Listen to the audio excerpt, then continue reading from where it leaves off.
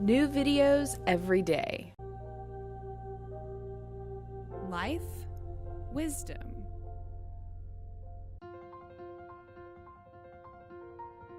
Most of us would like to have more energy, feel healthier, maybe improve the way that we look. But what are the obstacles standing in the way of us actually being the person that we want to be and living the healthy lifestyle that we want to live? In this video, I'm going to count down my top 10 simple and realistic recommendations on how you can begin improving your diet and improving your lifestyle so that you can reap all the benefits of being more healthy. So this first tip is super simple, and it just has to do with your mindset. So oftentimes, it's really just human nature for us to fixate on the things that we don't have, or the things that we can't do, or the things that other people have. And so the first step is to focus on switching your thinking onto the things that you can do, and the things that you do have, and then being proud of yourself for the accomplishments that you do make. So rather than focusing on, well, if I had all the time in the world, I could make healthy food all the time, and I could do this, and I could afford a personal trainer, take yourself out of the if this and what this ideal world is and focus on what the reality is. So what's something really realistic you could do? Make one meal for yourself per week, or just add one new fruit or vegetable to your diet per week or something like that. And I'm going to get into those tips later on. But this one is just about focusing on the things that you can do and not giving yourself unrealistic expectations that are only going to end up making you feel discouraged in the long run. So let's get into the good stuff. The first step is going to be significantly limiting your intake of fast foods, junk foods, anything out of a vending machine. We could call these convenience foods, right? Because they're really convenient and oftentimes they're really cheap. So one way that you can start to transition out of eating those foods is just to make the transition to eating restaurant foods. And this is going to start helping you break the habit of needing this super convenience, because now you're either going to have to call in your order so it'll be ready when you get there, or actually wait for your food to be made at the restaurant while you're waiting. And of course, as we go through this video, I'm going to give you the steps of how you then move off of the restaurant food. But this is a really good kind of stepping stone for somebody who is used to eating fast food, going through the drive-thru every day. Just start making the transition from that convenience food to restaurant food. And it's going to start helping you plan a little bit more for your meals. Know that, hey, I need to call in my meal about 30 minutes or whatever before you actually want to go pick it up. And this is a really great little stepping stone to help you get off of the junk foods and convenience foods that so many of us rely on as the primary part of our diet. So the third step is that we want to be limiting our intake of fried foods. So obviously French fries is maybe the first thing we think of, but it's important to recognize that potato chips also qualify as a fried food. So the first place to start is by just kind of taking an inventory on how many fried foods are you eating, or how many times a week are you actually eating fried foods. And for some people, when they kind of do this inventory, they realize that they're actually eating fried foods every single day. So the step is to take the inventory, figure out how much you're eating fried foods, and then start to just kind of slowly wean yourself off and go down slowly. So here's an example of a really unrealistic expectation for yourself. I'm never going to eat fried foods again. You're just kind of setting yourself up to fail. But if you can give yourself something realistic, like I am going to cut out, I'm going to start by just cutting out one of my fried foods per week. Or I'm going to start by just having one day per week where I don't eat any fried foods. So you're giving yourself kind of a ridiculously simple expectation, but you want to build wins for yourself, because the more wins that you have and the more times that you feel that you've met your expectation, the more it's going to kind of build your momentum and help push you forward. So this is a great place to give yourself a realistic expectation and start minimizing the number of times per week that you're eating fried foods. So the ideal scene is for us to replace processed foods with natural foods. Sometimes people will refer to them as whole foods.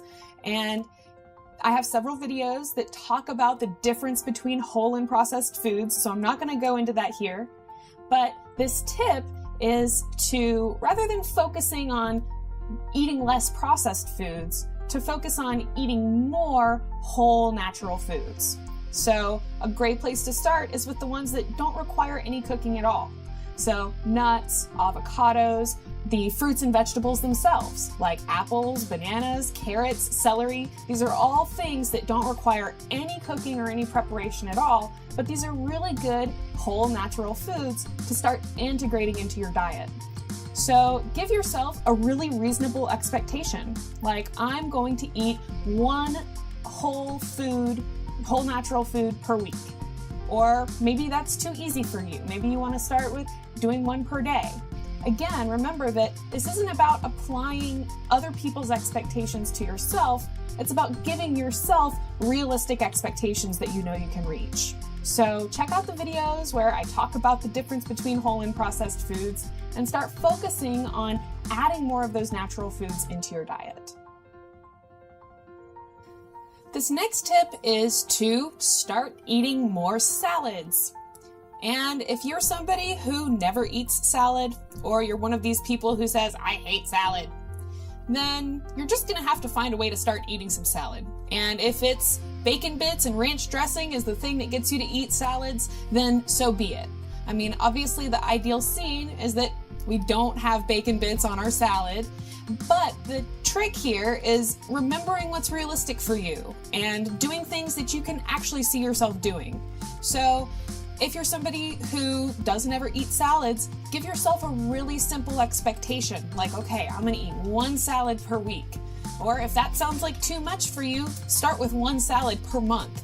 The idea, of course, is giving yourself things you can actually do so that these are gonna be wins for you that will encourage you forward. So this tip is to, wherever you're at, start adding more salads to your diet and just work up from there.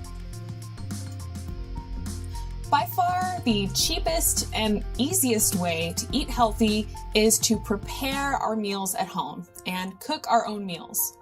Now, for a lot of people, this sounds like rocket science. You probably just turned off my video. You're like, Karina, don't tell me to cook. I don't want to hear it.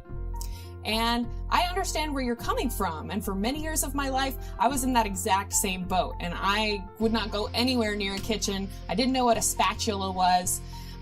But this is another area where we can kind of build our way up. And I'm actually going to have a whole series of videos called The Stupid Easy Cooking Show, where I provide you with really simple ways to create meals at home. But in this video, I'm just going to give you the tip on where to start. So a good place to start is by taking snacks with you and carrying snacks with you to work or just wherever you're going. Because this usually is something that doesn't actually require any cooking at all. So something like mixed nuts or carrying around avocados or bananas or apples. And again, it kind of relates back to that tip about eating whole natural foods, but just the process of going to the grocery store, buying foods, and then actually eating them is a really important step towards improving our health and our lifestyle. Another really great thing is, back to our topic of salads, here's another thing that really doesn't require any cooking at all. You're just gonna kind of throw all the ingredients in a bowl. So maybe the place where you need to start is just by accepting that you can cook. And it's totally not rocket science. It's really simple. It's something that you can do and one day you will be doing. And just start getting comfortable with this idea of yourself as a chef and this idea that you can make your own meals at home. And you can start just by something really simple. Like, I'm gonna cook one meal at home per month or one meal at home per week, and then go up from there. And stay tuned for the Stupid Easy Cooking Show, where I'm going to give you some really simple ideas of things that you can make yourself. Another important aspect of having a healthy diet is having variety in our diet and realizing that different foods offer different nutritive benefits. So there are a couple things I want to mention in this tip. And one of them is trying new foods and realizing that there are hundreds of different fruits and vegetables out there, and they're all different and they all offer different benefits and of course different flavors. So one thing that you can do, one good little step you can do, is to integrate or try a new fruit or vegetable. And again, give yourself a really easy expectation, like I'm going to try one new fruit or vegetable per week. And well, at the end of the month, now you have 4 new foods you've added to your diet.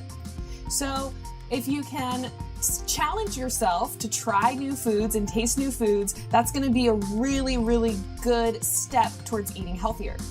And another aspect of this is thinking about the variety in your diet and recognizing that, when you're just starting out, it's okay if you're eating kind of the same things every day. You don't have to fixate on this idea of variety. But as you move forward and you incorporate more things into your diet, variety is one thing you want to think about.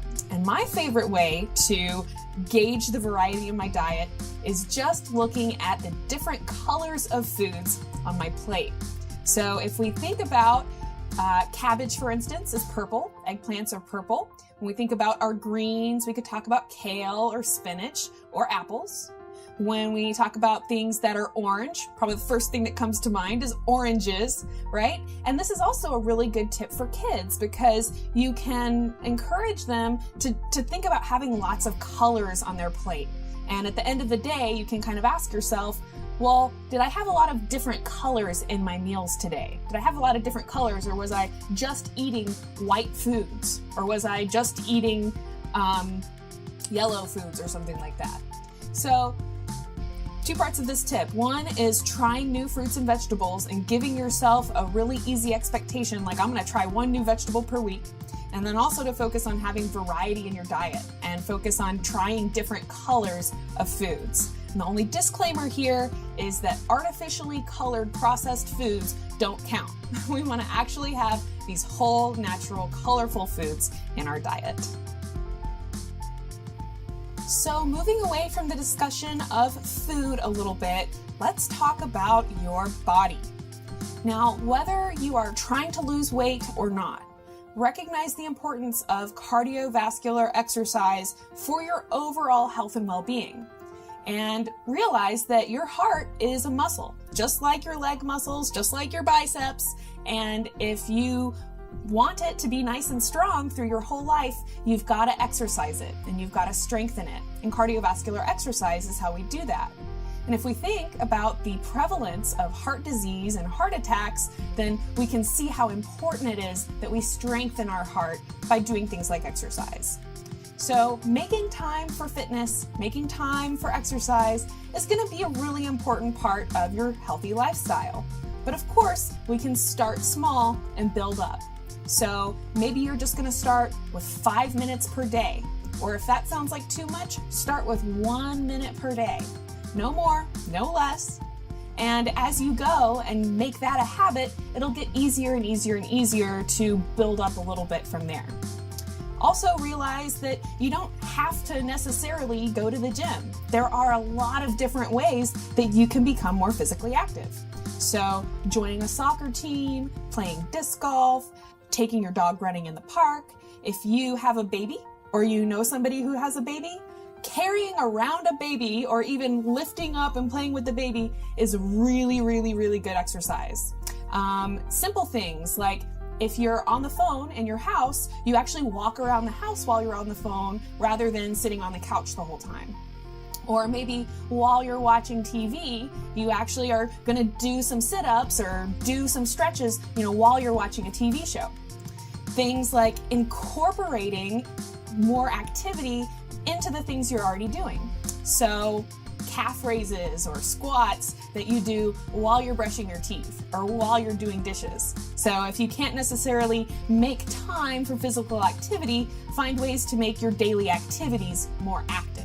And a classic example is taking the stairs instead of the elevator.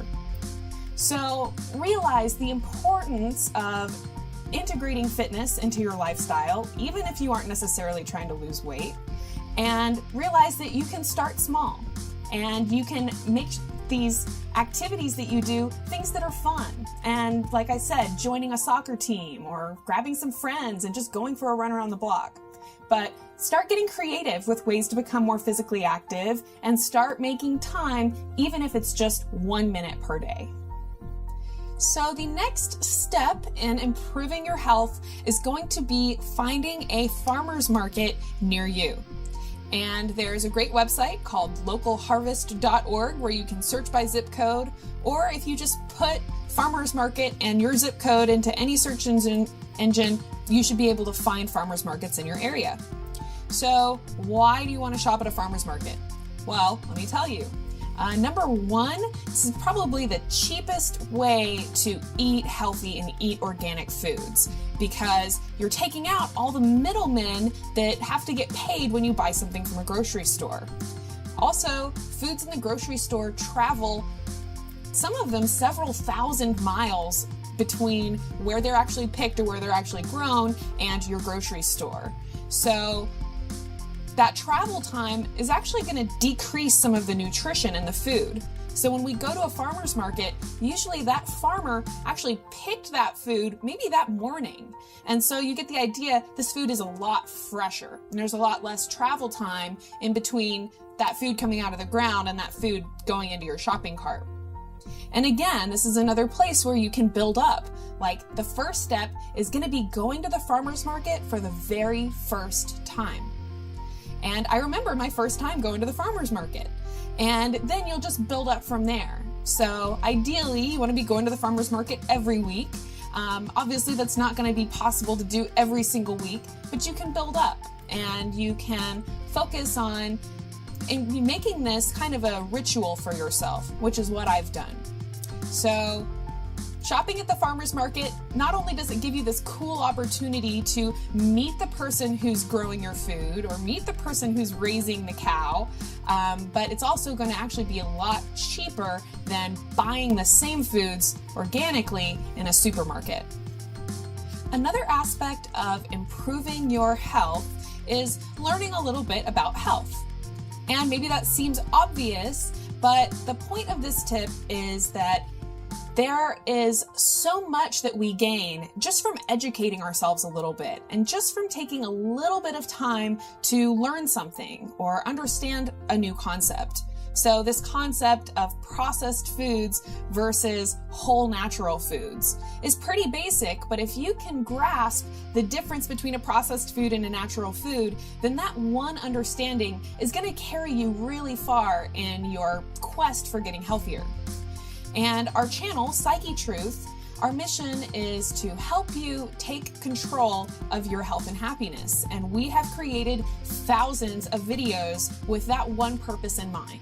So I encourage you to take a look at the information that's being offered. We have tons and tons of nutrition videos. We have follow along stretching videos and fitness videos you can use.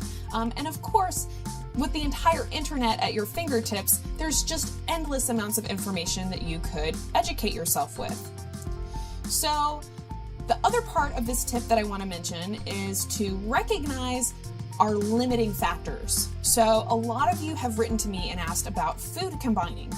And the reason that I don't talk a lot about food combining is because that's it's pretty advanced on the scale of health. So if we thought about ourselves on the scale, and here's this person eating junk food, eating fast food every day, food combining is pretty far over here.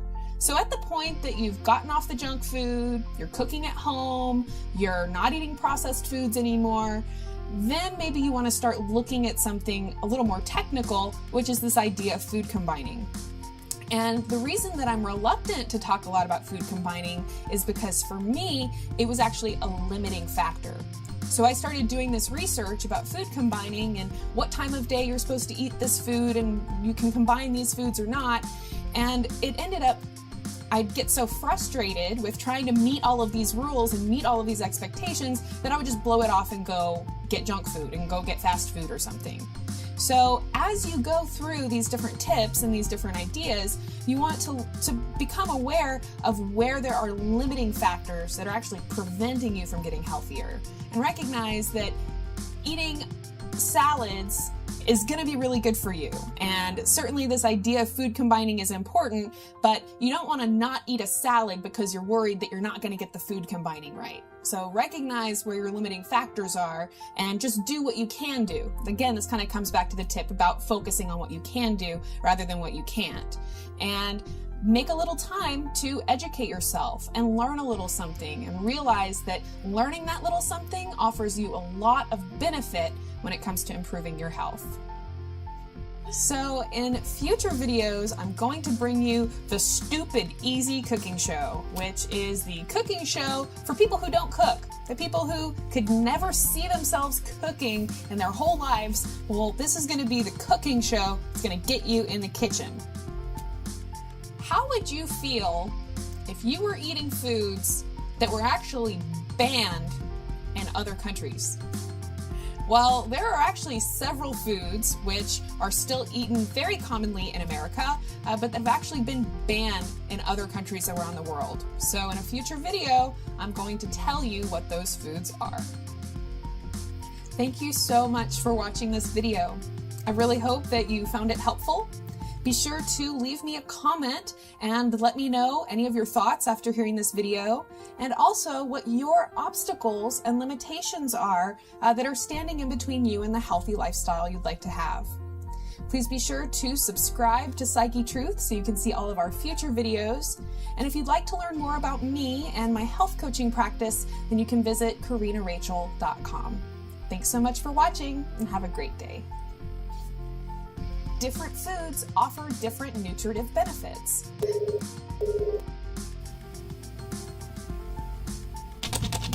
I'm freaking sweating really bad, sorry. I'm sorry, I thought that was really stupid. I think that was just way too long and rambly.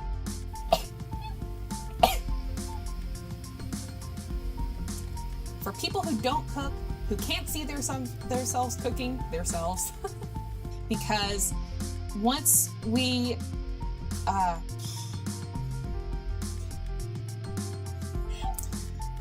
sorry. And for a lot of people,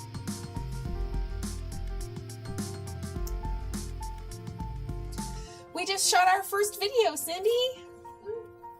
For some really simple guidelines on how to distinguish processed foods from whole natural foods, check out my video, The Easiest Diet Ever. So now you're ready to start incorporating more physical exercise into your lifestyle. Click on our playlist to see our full line of follow-along fitness, yoga, and stretching videos. Taking fake processed foods out of your diet is a really important step in improving your lifestyle. But first, you need to know what those foods are. So check out my interview with clinical nutritionist to learn the difference between real and fake foods. After watching this video, you may be left wondering, gee whiz, Karina, what is there that I can eat? If you'd like to find out, check out my video, Basic Nutrition, What to Eat.